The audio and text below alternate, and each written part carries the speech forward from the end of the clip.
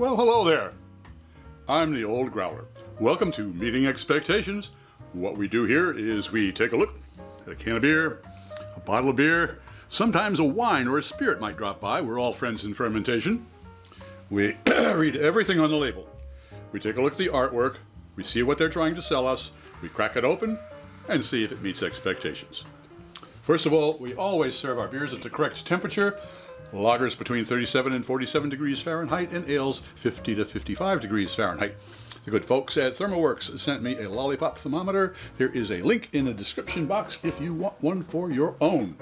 Also, we always do our tastings in the same glassware. That way nobody has a leg up when it comes to clarity or aromatics. Also, most tastings, folks will take a look. They will sniff, they will sip and pontificate. I sip first. I'll let wine expert Fred Dax explain it all to you. He does a lot better than I do. All right, what do we got today? Oh, well, on Oktoberfest, it's a little late. We're in November, but it is brewed and canned by Edmund's Oast Brewing Company. Edmund's Oast Brewing Company in 1505 King Street in Charleston, South Carolina. All right, well, okay. Right on the front here, it is a Märzen style lager, brewed with traditional German malt hops and yeast of the highest regard for refined flavor, deserving of the most discerning palate, bona fide and time tested. Product of the USA. Alcohol 6.3% by volume, $5.49 at the local beer barrel. Edmund's Oast. Edmund's Oast, one word, no hyphen or no. There's a dot and the com, and it's got a goat on there, and this is a rustic-looking label. I mean, this is kind of that's a rustic-looking label. I mean, just somebody put that together.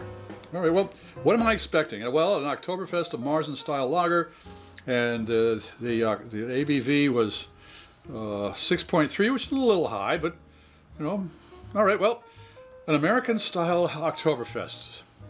It's going to be dark amber. It's going to have a fair good measure of hops in it. It's either Saaz or Hallertauer, which will give it kind of a very leafy type of flavor, hopefully well-balanced and not overpowering. A beautiful clear straw color with a nice frothy head. Let's crack it open and see if it meets those expectations.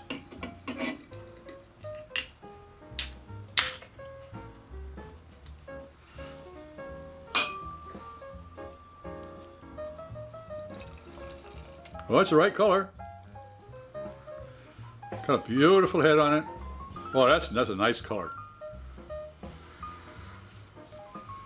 Okay, it's right on.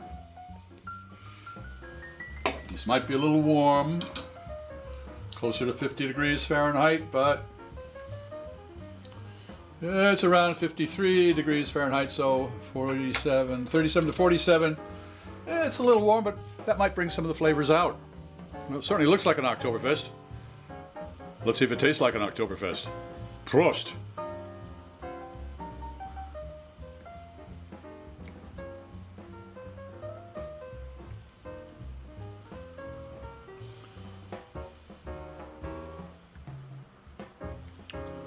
You'll notice I took 2 sips.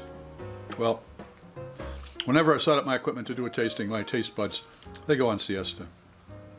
So they have to be woke. I just woke them. Let's see what their little olfactory friends have to say. Okay, there. That's an Oktoberfest, yep.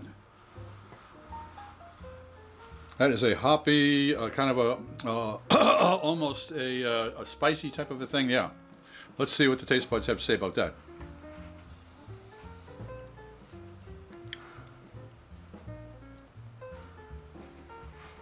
You know something? Yeah. I was about to, this is a 5-second beer.